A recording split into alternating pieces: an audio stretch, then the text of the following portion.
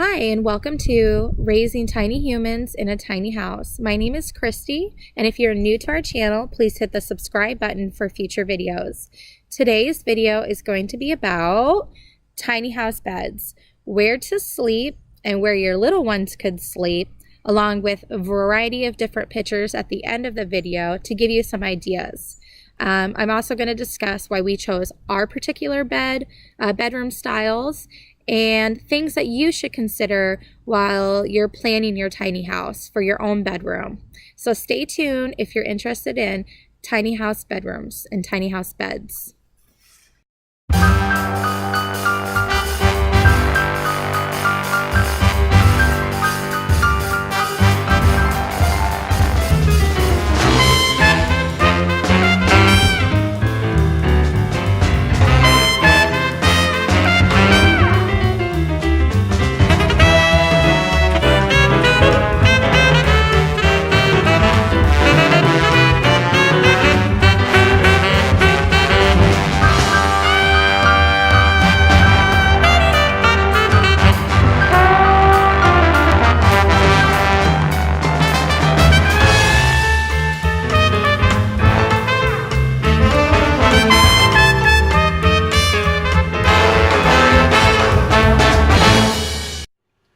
All right, so welcome back. Today's topic is beds. And as I talk about beds, I'm going to show a clip of me how fast I can make our bed in the mornings in either one of these corners as I talk about beds. So you can see that it only takes about 2 to 3 minutes for us to put our bed up into a couch. And I am inside, so I'll try not to stop the video too much, but Walter's up there watching movies, and he might be a little crazy because he's watching YouTube. But okay, so we're a family of 4, and when we first started our design, our idea was... Hey Bob, we didn't get that mean big bed because I wouldn't want it. Okay, I'm recording. So, like I said, when we first started our design, we wanted to have our bed upstairs. We were going to have it in the loft because we thought, you know, you only use your bed to sleep. In our mind, that's what it was for. It was so it'd be out of the way and we'd have more space downstairs. And then we went to Wecasa the first time, and we stayed in a tiny house, and the beds were upstairs in the loft. It wasn't too bad, but we like to be in our bed a lot, to talk, to watch movies, to cuddle, read books, and it was kind of iffy. So we're like, oh, this is a tight space for us, especially since we spend so much time in bed. Then the second time we went to Wecasa, we stayed at the Padutch, and the Padutch was pretty nice. Their bedroom, the parents' bedroom, was downstairs, and it's a Murphy bed. So the bed would be out during the nighttime, and then you'd put it up during the day, and then there's a little bench on it. But I felt when I went there, and my husband liked it, but when I was there and I sat down on the bench, I didn't think it was comfortable. I thought it took up a lot of space. I felt kind of claustrophobic. And I just didn't feel like a Murphy bed was very comfortable. And that could have just been that particular Murphy bed, but that just killed my dreams on having a Murphy bed at all. So as we were continuing on building, we didn't really decide on a bed until May, after we got this house licensed. We went to IKEA, and we sat on a whole bunch of different kind of beds, kids beds, pull-out couches. We dabbled with the idea of, should we put our bed back upstairs? And I hated that idea. I did not want it. And then 4 hours into IKEA, we found our bed. I think we spent from opening to close at IKEA the day we went to go shopping. And what we liked about our bed was that it could be a couch. And during the night, you could pull it out, and it is literally almost a king-size bed, which is fantastic. I love it.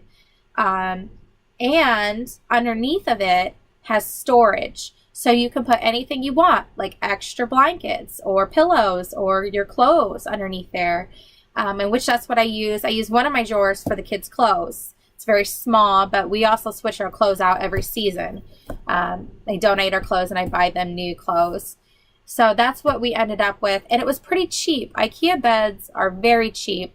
I'll put a comment or I'll put a link down below for our bed so you can check it out at IKEA and check out the prices. Now remember, when you buy this particular bed at IKEA, it's just the frame. So then you have to buy the mattresses, which I think they were $80 a piece. And it's just like 2 twin beds and they're very thin. And as you can see from my clip of me making the bed, you can lift it. It's so easy to lift. And then what we ended up doing was we bought a mattress topper because they're thin. Those are thin mattresses. So we just added the extra mattress topper and it feels so much better. And so at the end of the day, we like our bed for right now. It's great. I didn't want to put a Murphy bed downstairs, though we thought about that too, because we have so much light. We have a lot of windows. And if we were to put a Murphy bed in our bedroom, I think it would just kill all that light for us. So here are some things that you need to consider when you're thinking about your tiny house, your beds. Space. What are you willing to give up? Everything in a tiny house is something that you're willing to give up or something that you're very passionate about and you're not willing to give up. For me, it was the bathroom. I wanted a tub. I was not willing to give that up. I wanted a tub to relax. That's my one and only piece I get from my kids is a hot bubble bath. I love it. So since I have so much space taken up in our bathroom, other people would cut their bathroom in half and have a really tiny bathroom, and then on the other side they'll have a bedroom, and that's just the space that they wanted to have. Me, no, I want a bathroom. I gave up space, and that's what it is. And space, let's also talk about king size bed. Do you want a king size bed? Are you and your spouse going to be happy in a king bed or a queen bed or 2 twin beds? You need to think about that too. For our kids, it's very easy for me because our kids, one sleeps on one end of the loft and Leonard sleeps on this end of the loft. When we first moved in, we put the 2 twin beds next to each other and they slept together. But they wouldn't go to bed at night. All they did was giggle and play with their toys. Because that used to be the playroom because it's a smaller loft than this one up here. But now that is Walter's bedroom and this is Leonard's bedroom. That way they're separated and they go to bed. So you also kind of need to think about that. Can your kids share a bedroom and go to bed at night? Or are they going to fight? Are they going to want their own space?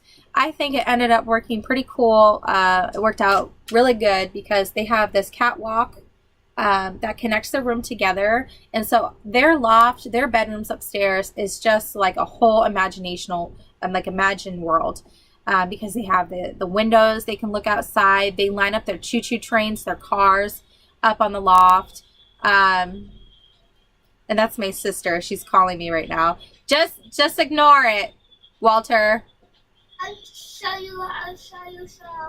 Just ignore it. Push the red button. There you go. All better? Yeah. Okay. I'm missing too. It's kind of funny one. And as you can see, he's up there watching movies right now. The kids, they think that catwalk is pretty cool. So do you want a catwalk in your house too to connect the 2 bedrooms together? Something else to think about when you have a bed is privacy.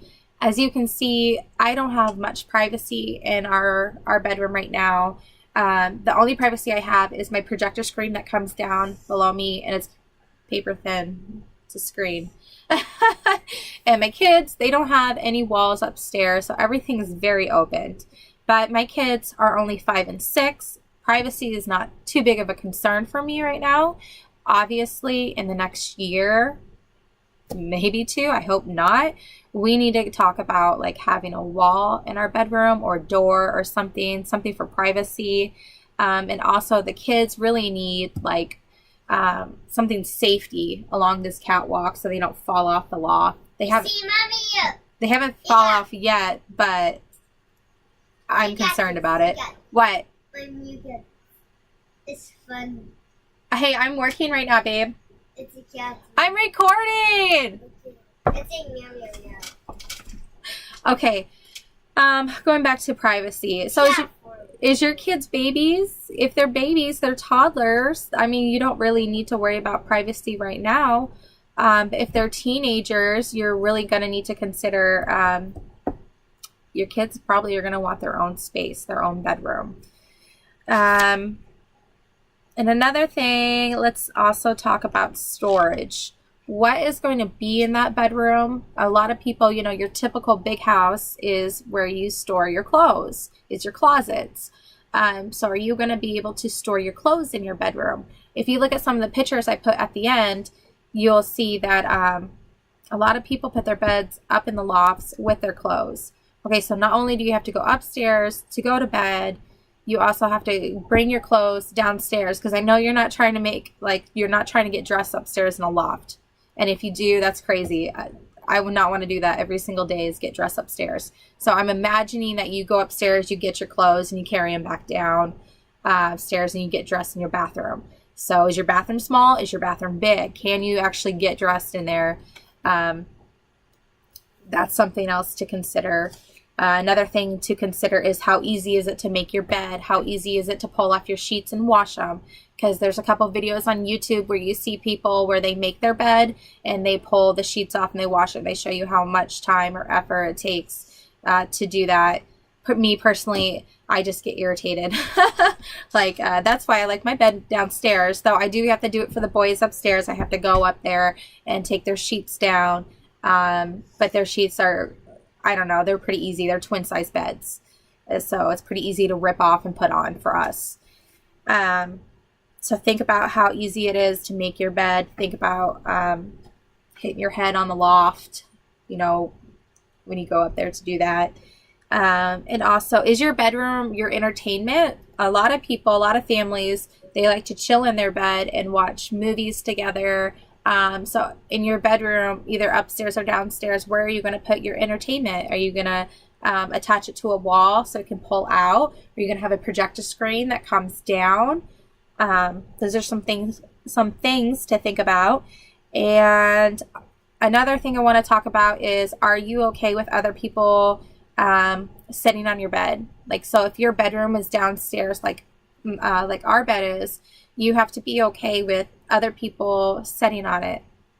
So usually what I like to do is put a blanket down that we're not going to use, and we wash it. So if someone sits down, I'm not worried about it. I can just easily pull it off at night when we make our bed.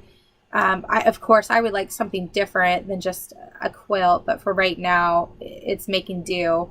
You put a quilt down before someone sits on it. Your bed, if your bed is downstairs, I think it's going to get dirty very fast, depending on the amount of traffic you have coming in and out of your house. If you're family, obviously like us, my bed gets very dirty. I vacuum my bed. I have to do the sheets once a week. I have to wash the mattress topper because it gets so dirty being downstairs. But I'm okay with that, because on the plus side, I can stand up in my bedroom. I can do my adult activities, and I feel comfortable in my bedroom without hitting my head.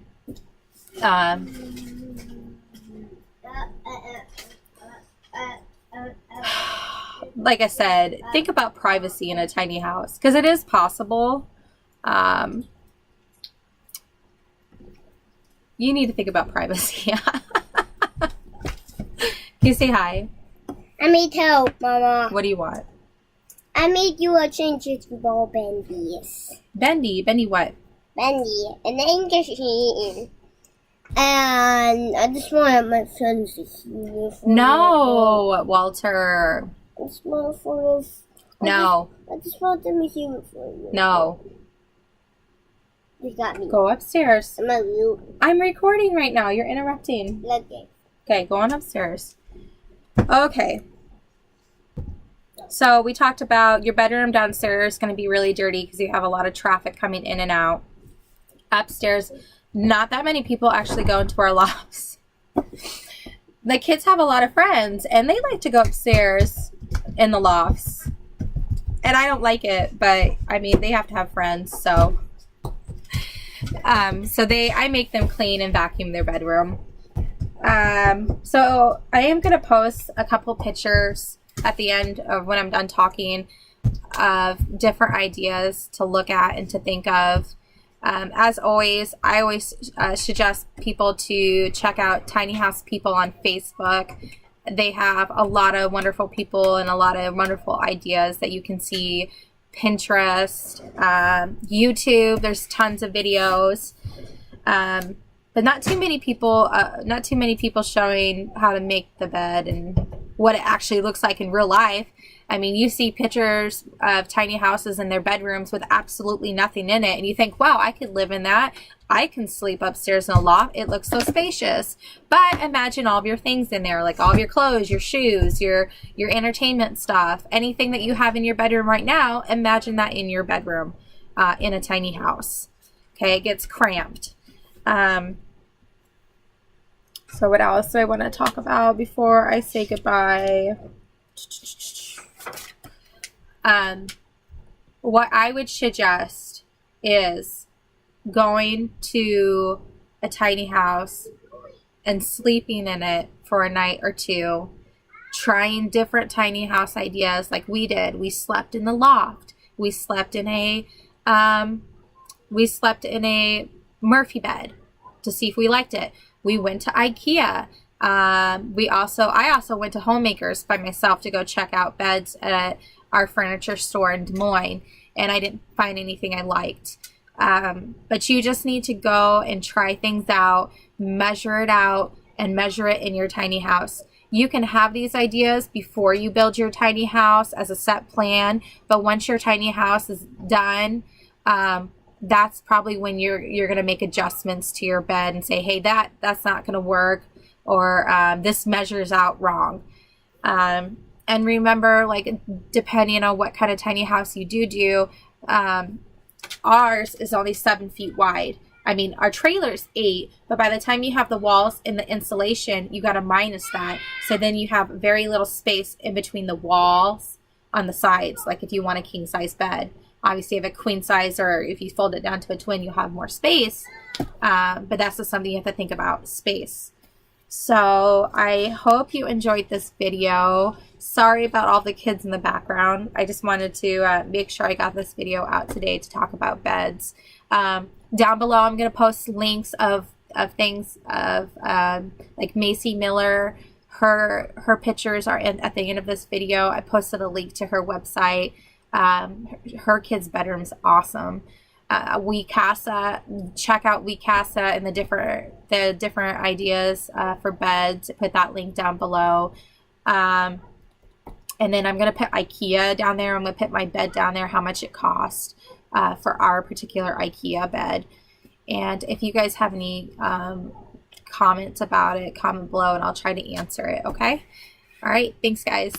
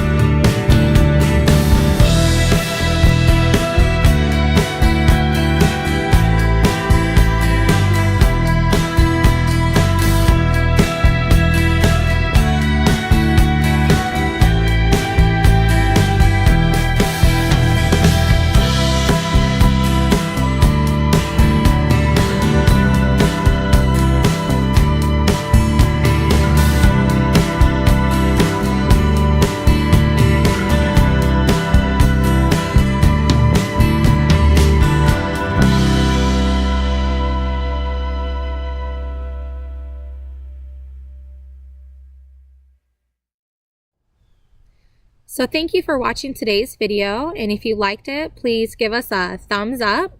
And if you have any questions or comments, please comment down below. I'm always eager to answer any kind of questions people have about tiny homes.